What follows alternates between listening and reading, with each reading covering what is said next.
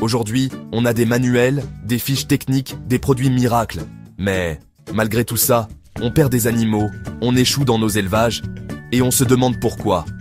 Et si la vraie sagesse, c'était celle qu'on a méprisée, celle des anciens?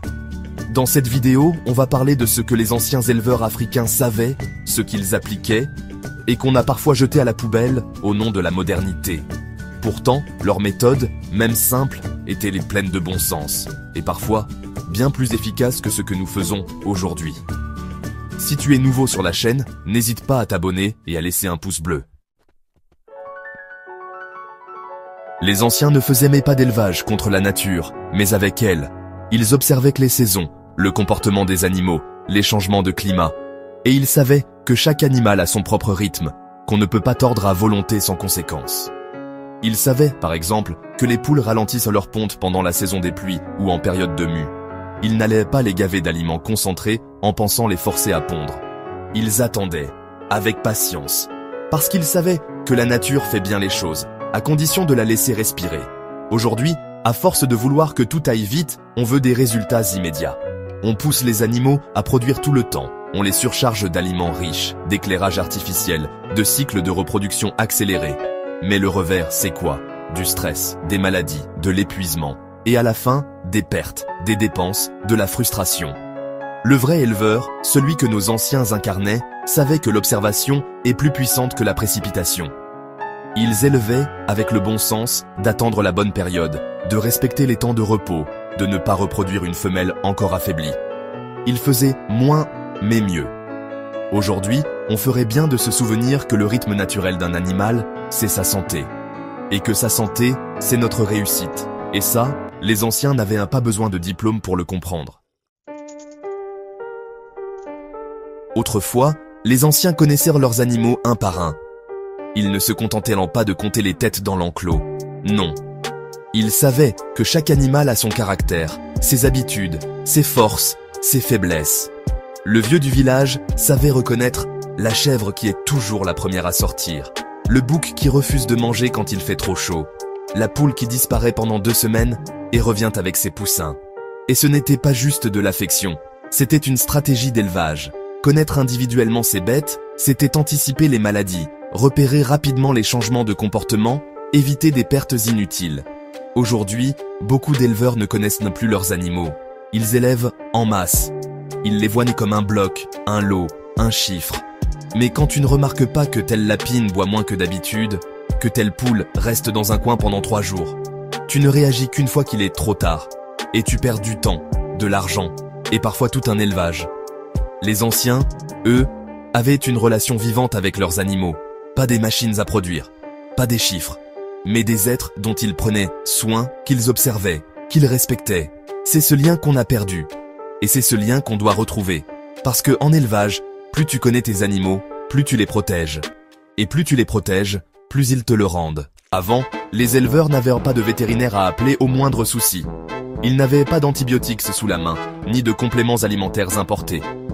Et pourtant, leurs animaux vivaient, se reproduisaient et produisaient. Pourquoi? Parce qu'ils savaient soigner avec ce que la nature offrait. Ils connaissaient les plantes, les décoctions, les bains de feuilles amères, les infusions à base d'ail, de neem ou d'écorce. Ils savaient que le charbon de bois peut désintoxiquer un animal, que le gingembre renforce l'immunité, que l'argile calme les diarrhées. Ils savaient doser, observer les effets, adapter le traitement. C'était un savoir précieux, transmis oralement, de génération en génération. Et surtout, ils ne donnaient pas un traitement juste pour traiter. Ils comprenaient la cause. Ils voyaient si l'animal avait mangé quelque chose de mauvais, s'il avait été exposé au froid, s'il avait été affaibli par une mise bas. Ils cherchaient la racine du problème, pas juste le symptôme. Aujourd'hui, on court vers le médicament dès qu'un animal tousse. On achète des produits sans savoir s'ils sont adaptés. On multiplie les traitements jusqu'à rendre les bêtes résistantes, voire dépendantes. Et on oublie que parfois, ce dont l'animal a besoin, ce n'est pas d'un produit, mais d'un repos, d'un bon abri d'une plante médicinale bien choisie. Les anciens n'avaient pas grand-chose, mais ils avaient l'essentiel. La connaissance, la patience, l'observation. Et peut-être qu'il est temps de réapprendre cet art oublié. Les anciens n'avaient pas de manuel, pas de YouTube, pas de conférences sur la nutrition animale ou la biosécurité. Mais ils avaient un œil entraîné, une mémoire affûtée et un lien profond avec leurs animaux. Ils savaient te repérer la poule qui s'isole dans un coin, la chèvre qui rumine moins le lapin qui change de comportement.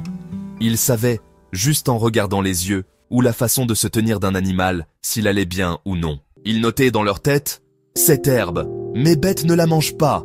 Celle-là, elle se jette dessus. » Ils retenaient « Quand je mélange ces deux plantes, mes chèvres tombent malades. » Ou « Quand il pleut beaucoup, mes lapins ont souvent des problèmes de peau. » Ils observent, comparent, retiennent. Pas besoin de fiches techniques, pas besoin de tableau Excel. Ils avaient une expérience vivante, construite jour après jour, au contact des animaux. Et c'est là une grande leçon pour aujourd'hui. Tu peux avoir le meilleur matériel, la meilleure formation, les meilleures races. Mais si tu n'observes pas, si tu n'es pas attentif à chaque petit signe, tu vas rater ce que tes bêtes essaient de te dire. L'observation, c'était leur science. C'est peut-être ce qu'on doit remettre au cœur de l'élevage moderne. Pas juste produire vite et beaucoup, mais regarder, écouter, comprendre. Il y a quelque chose que les anciens savaient mieux que nous, le temps. Ils savaient qu'on ne peut pas forcer une chèvre à mettre bas plus tôt, qu'on ne peut pas pousser une poule à pondre plus que ce que la nature permet. Ils savaient que les animaux ont leur cycle, leur saison, leur pause, et ils respectaient ça. Aujourd'hui, on veut tout de suite. On veut des résultats rapides, une croissance accélérée, une rentabilité immédiate, et on finit par brûler les étapes, épuiser les animaux, et se décourager quand ça ne marche pas. Mais les anciens, eux, savaient attendre. Ils savaient que pour avoir un bon reproducteur, il faut parfois des mois. Que pour renforcer un troupeau, il faut observer sur plusieurs générations. Ils savaient que les solutions durables ne sont jamais les plus rapides. Ils élevaient avec sagesse, pas avec précipitation. Ils voyaient l'élevage comme une aventure sur le long terme, pas comme un projet de 6 mois. Et si aujourd'hui tu veux réussir en élevage, que ce soit avec les poules, les chèvres, les porcs ou les lapins, tu dois réapprendre cette patience. Parce que les bêtes, elles ne mentent pas, elles te donnent le rythme. À toi de les suivre.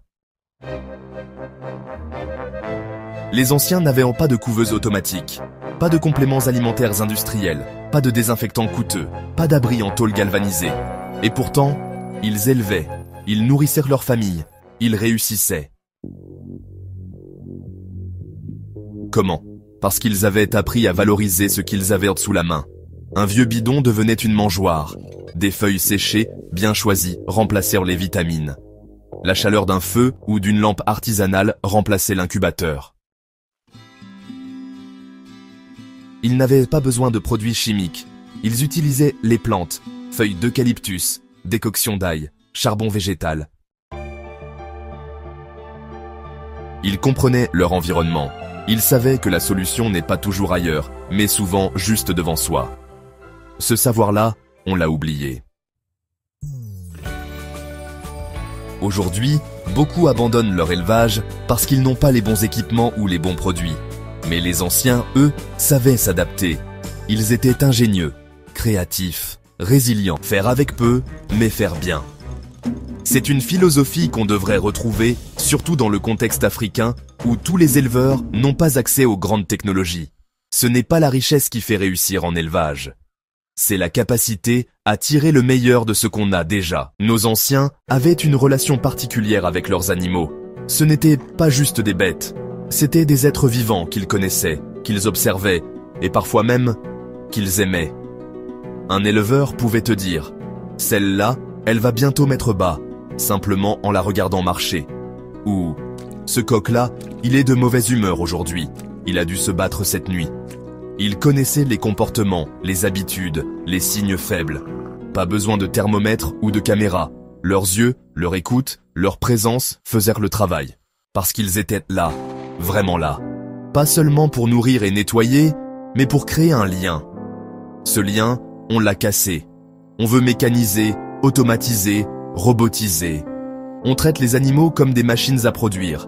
Et on s'étonne qu'ils tombent malades, qu'ils deviennent agressifs, ou qu'ils ne donnent pas leur potentiel. Mais les anciens, eux, savaient, un bon élevage, ça commence par une bonne relation. Quand tu respectes ton animal, quand tu le considères comme un partenaire, il te le rend. Il est plus calme, plus productif, plus résistant. Ce lien-là, ce respect, cette proximité, on doit le retrouver. Pas pour faire joli, mais parce que c'est ça qui fait la différence entre un éleveur ordinaire et un vrai éleveur. Tu vois, On court après la modernité, les machines, les produits chimiques, les formations de l'étranger. Mais parfois, les vraies clés de l'élevage, nos anciens les avaient déjà. Ils écoutèrent la nature, ils observaient leurs animaux, ils comprenaient les saisons, les cycles, les signes faibles. Ils savaient nourrir, soigner, accompagner, sans tout ce qu'on croit indispensable aujourd'hui. Ce n'est pas un appel à rejeter le progrès, c'est un appel à ne pas oublier nos racines. Parce qu'un bon éleveur, c'est quelqu'un qui sait allier l'expérience de ses ancêtres à l'intelligence d'aujourd'hui. Alors, pose-toi la question, qu'est-ce que je peux réapprendre de ceux qui m'ont précédé? Merci d'avoir regardé cette vidéo jusqu'au bout. Si elle t'a parlé, partage-la à un autre éleveur. Peut-être qu'ensemble, on peut remettre un peu de sagesse dans nos élevages. Et n'oublie pas de t'abonner, de liker et de me dire en commentaire quel savoir ancestral t'a marqué dans ta famille ou ton village. J'ai hâte de te lire.